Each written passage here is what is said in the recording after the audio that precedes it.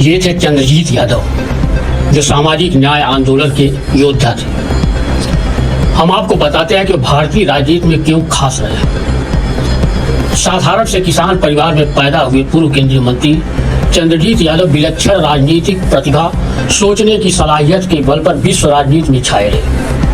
विश्व की घटनाओं, देश की बनती बिगड़ती स्थिति के साथ किसानों, नौजवानों, महिलाओं के सवाल पर सिद्धांत प्रतिपादित करने में पूरी तरह से वे सक्षम रहे। कल यानी 25 मई को आजमगढ़ में उनकी पुण्यतिथि पर श्रद्धांजलि समारोह का आयोजन किया गया। पूर्व केंद्रीय मंत्री चंद्रजीत यादव का जन्म 1 जनवरी 1930 को आजमगढ़ के लालगंज तहसील के सरपहा गांव में हुआ था। वे संसद में एक प्रखर वक्ता थे और तत्कालीन प्रधानमंत्री इंदिरा गांधी के करीबी नेताओं में उनकी गिनती होती थी। बाद में केंद्रीय मंत्री होने पर उन्होंने जिला मुख्यालय पर भी आवास बना लिया।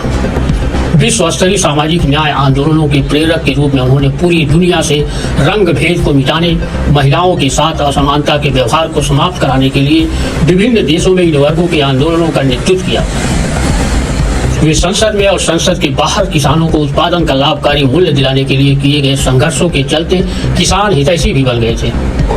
नौजवानों के लिए काम दो या बेकारी भत्ता दो नारा बुलंद करते रहे। सामाजिक न्याय के अपने 13 सूत्री प्रोग्राम में इन ज्वलंत प्रश्नों को भी शामिल किया था। उनका मानना था कि कोई भी देश तब तक समृद्धशाली नहीं कहा जा सकता जब तक उस देश से सामाजिक असमानता खत्म नहीं हो जाती। नौजवानों के हाथों को काम नहीं मिल जाता है। खेती किसानी को लेकर वे बराबर चिंतित रहते थे।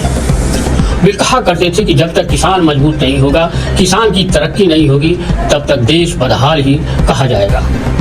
उन्होंने आजमगढ़ में घाघरा की विनाशकारी बाढ़ से देवरांचल की फसलों की सुरक्षा के लिए 22 किलोमीटर लंबा महुला गढ़वल बांध का निर्माण कराया था। गन्ना उत्पादक किसानों के लिए सठिया में चीनी मिल की स्थापना कराई थी। केंद्रीय विद्यालय आजमगढ़ में उन्हीं की देन है। आजमगढ़ के 4 महाविद्यालयों civil national college, DAV PG college, Shri Gandhi ji PG college Maltari, Mohammadabad Gohna के विद्यालय को बेहतर शिक्षा संस्थान के रूप में विकसित करने के लिए केंद्र सरकार से उन्होंने धन दिलाया था। उन्होंने उन विद्यालयों में जाकर योजना बनाई थी और विद्यालयों का विकास हुआ। राष्ट्र जनहितैषी त्याग की राजनीति का मंसूबा रखने वाली नई पीढ़ी के युवाओं को स्वर्गीय चंद्रजीत यादव को पढ़ना और समझना चाहिए और उनके कृतित्व से सीख लेना चाहिए।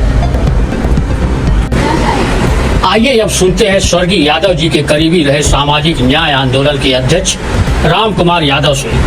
आजमगढ़ में एक साधारण किसान परिवार में जन्मे पूर्व केंद्रीय मंत्री चंद्रजीत यादव भारतीय राजनीति में क्यों खास है। चंद्रजीत यादव जी भारतीय राजनीति में क्यों खास रहे। मैं राम कुमार यादव, राष्ट्रीय सामाजिक न्याय आंदोलन आजमगढ़ का जिला अध्यक्ष हूँ। मैं चंद्रजीत यादव साहब के साथ बहुत लंबे समय तक मुझे उनके साथ काम करने का अवसर मिला। चंद्रजीत यादव, सही बात है कि एक बहुत साधारण से परिवार से उठे, लेकिन पूरी दुनिया में जो राजनीतिक क्षितिज है उस पर वो छा जाने का एक अजीब व गरीब किस्सा है, कहानी है। 1957 में वे पहली बार पूरे भारत में सबसे कम उम्र के एमएलए के रूप में उत्तर प्रदेश विधानसभा के सदस्य के रूप में चुने गए। उस समय सुदर्शन व्यक्तित्व वाले, खूबसूरत चेहरे वाले चंद्रजीत यादव, और जब वो सदन के अंदर बोलते थे हाउस में, तो कुछ अजीब किस्म का दृश्य पैदा होता था। इसलिए पूरी की पूरी असेंबली उनको सदन का राजकुमार कहती थी। प्रिंस शब्द का इस्तेमाल किया था, उन्हें प्रिंस शब्द से संबोधित करते थे। चंद्रजीत यादव जिस ढंग के देखने में थे, जिस ढंग से रहन सहन था, उससे कहीं ऊपर उठकर उनका ज्ञान था, उनका तर्क था। चला जब वो इंदिरा गांधी जी के बहुत करीबी हुए और इंदिरा गांधी के सबसे बड़े राजनीतिक सलाहकार के रूप में उनकी एक पहचान बन गई। अनेक अवसर ऐसे आए जब इंदिरा गांधी ने अपना प्रतिनिधि बनाकर देश का प्रतिनिधित्व करने के लिए दुनिया के विभिन्न देशों में विभिन्न सवालों पर भेजा। उसमें इन्होंने अपनी उपस्थिति दर्ज कराया और यह स्पष्ट कर दिया कि भारत का दृष्टिकोण पूरी दुनिया में क्या है, युद्ध के बारे में हो या गुटनिरपेक्ष आंदोलन के संबंध में हो। चंद्रजीत यादव जो सरकार की सोच थी, जो प्रधानमंत्री की सोच हुआ करती थी, उससे कहीं ऊपर अपने को ले जाकर पूरी दुनिया के सामने अपने को पेश कर दिया और भारत को पेश कर दिया कि भारत का ये पक्ष है। इसलिए चंद्रजीत यादव अपने समय में पूरी दुनिया में राजनीति में खास स्थान, खास मुकाम बनाने में सफल रहे।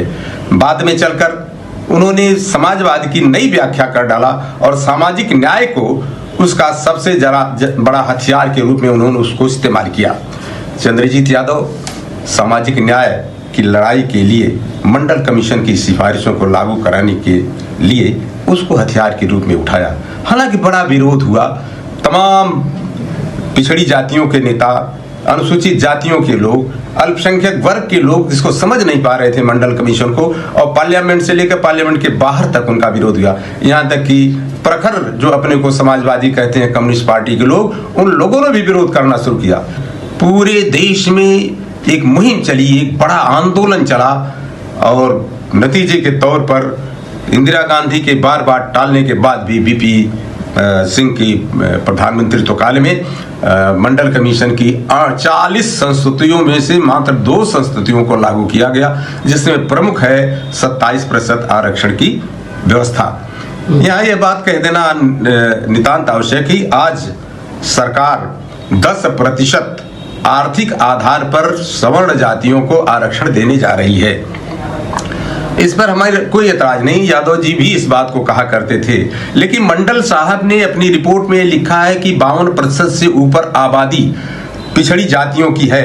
मेरी मंशा है कि मैं 52% आरक्षण की संस्तुति करूं, लेकिन सुप्रीम कोर्ट के एक फैसले से बाध्यता है जिसमें उन्होंने कहा है कि 50% से अधिक आरक्षण नहीं होना चाहिए। लेकिन आज जब 10% सवर्ण जातियों को अलग से आरक्षण दिया जा रहा है तो आरक्षण का प्रतिशत 60% हो जाता है। इसलिए सुप्रीम कोर्ट का वह फैसला जो है उसका प्रभाव समाप्त हो जाता है। इसलिए 52% आरक्षण पिछड़ी जातियों को मिलना ही चाहिए।